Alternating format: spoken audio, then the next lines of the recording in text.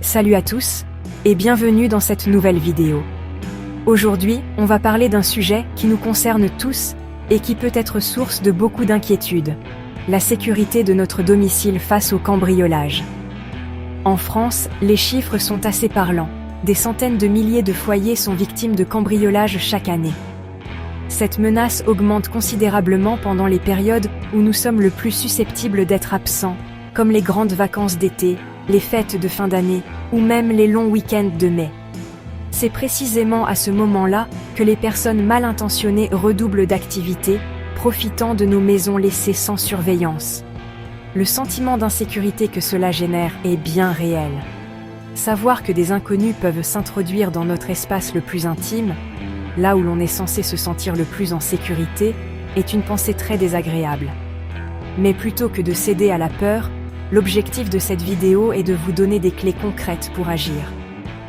L'information et la prévention sont nos meilleures armes. En comprenant les méthodes des cambrioleurs et en adoptant des réflexes simples, on peut réduire considérablement les risques.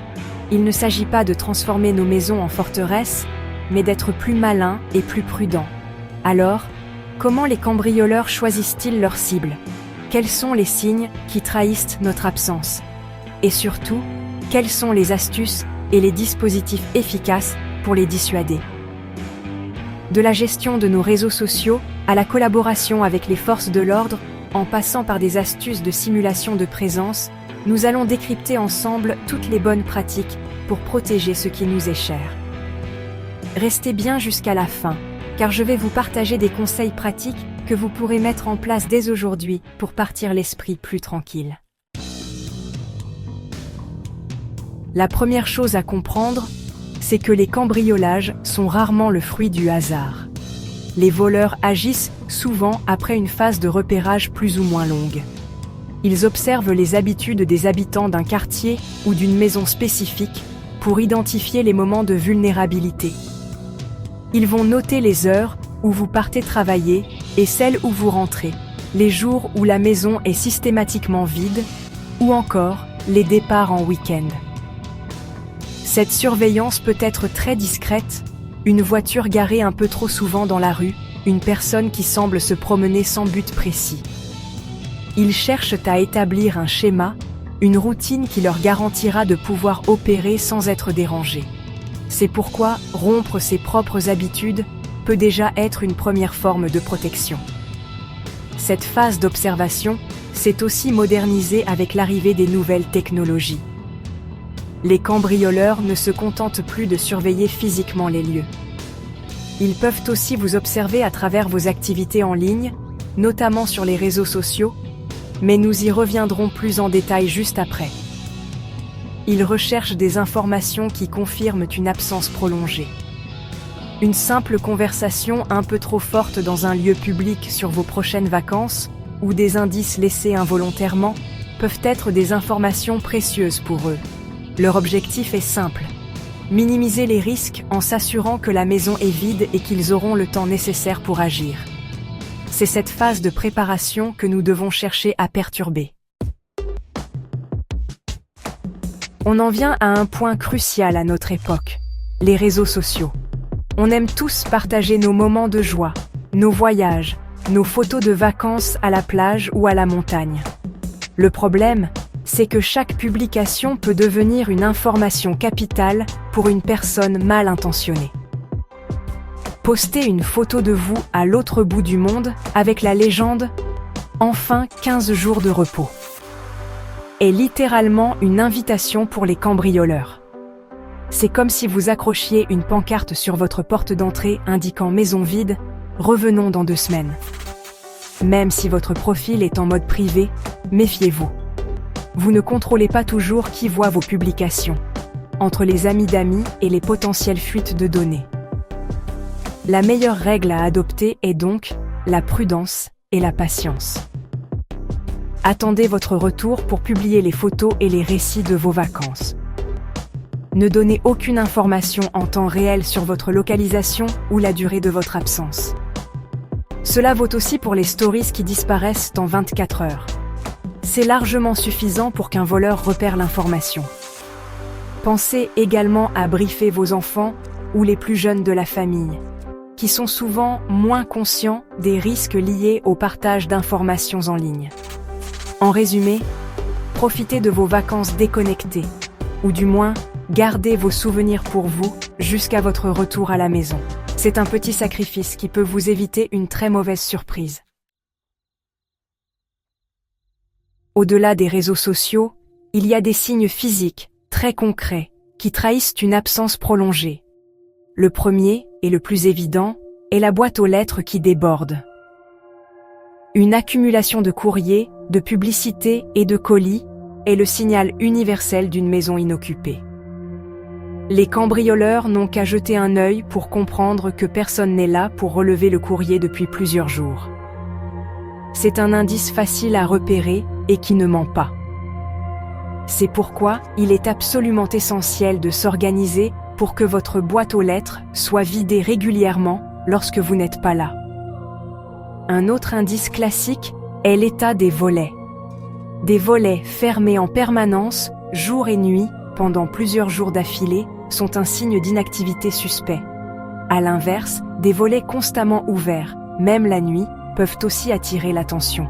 L'idéal est de simuler une vie normale. L'absence totale de lumière le soir est également un signal fort.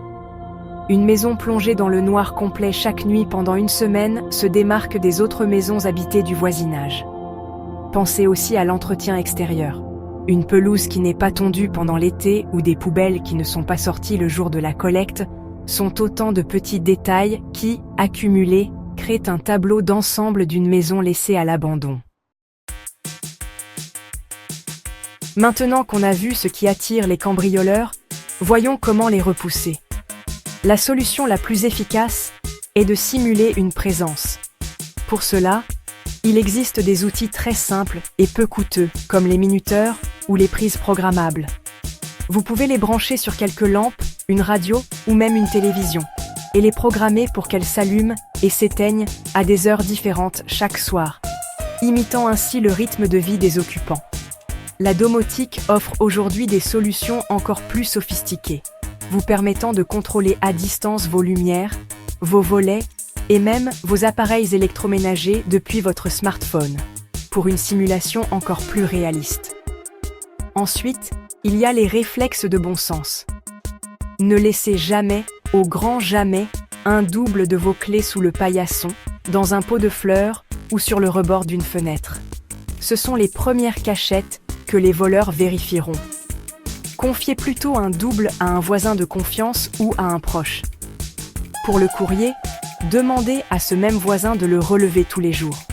Enfin, si votre budget le permet, l'installation d'un système d'alarme visible ou de caméras de vidéosurveillance a un effet très dissuasif. Souvent, la simple vue d'une caméra ou d'un autocollant signalant une alarme suffit à faire passer leur chemin aux cambrioleurs opportunistes, qui préféreront s'attaquer à une cible moins risquée.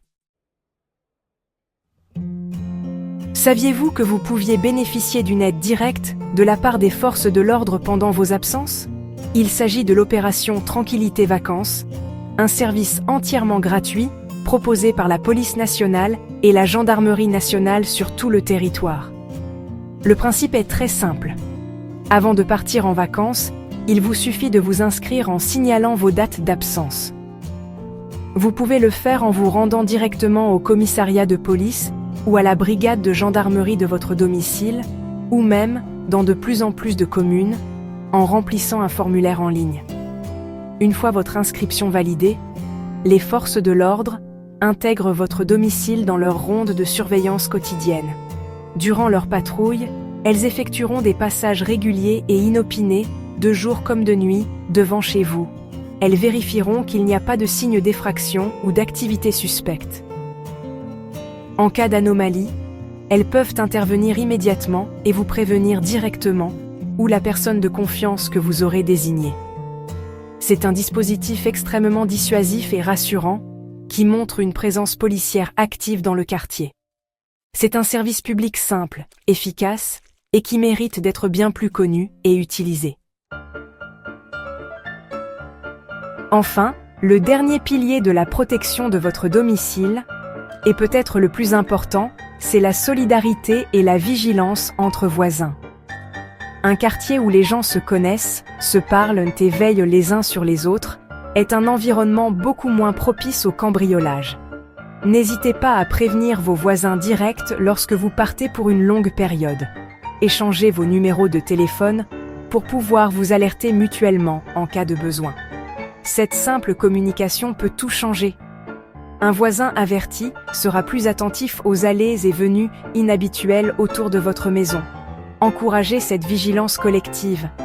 Si vous voyez une voiture suspecte qui rôde, des personnes qui semblent faire du repérage, ou si vous entendez un bruit d'effraction chez votre voisin absent, n'hésitez pas une seconde. Votre premier réflexe doit être de contacter immédiatement la police ou la gendarmerie en composant le 17. Ne cherchez pas à intervenir vous-même, votre sécurité prime avant tout. Fournissez un maximum de détails. Description des personnes, plaque d'immatriculation, direction de la fuite. Chaque information est précieuse. Un bon voisinage, c'est le système d'alarme humain le plus performant qui soit, et il ne coûte rien, si ce n'est un peu d'attention et de bienveillance. Voilà, nous arrivons à la fin de cette vidéo. J'espère que ces conseils vous seront utiles et vous aideront à mieux protéger votre foyer. Comme on l'a vu ensemble, sécuriser sa maison contre les cambriolages ne demande pas forcément des investissements colossaux. Tout commence par des réflexes simples et une bonne dose de bon sens. Il s'agit avant tout de ne pas faciliter la tâche aux voleurs en leur donnant des informations sur un plateau d'argent, que ce soit en ligne ou à travers des signes d'absence évidents.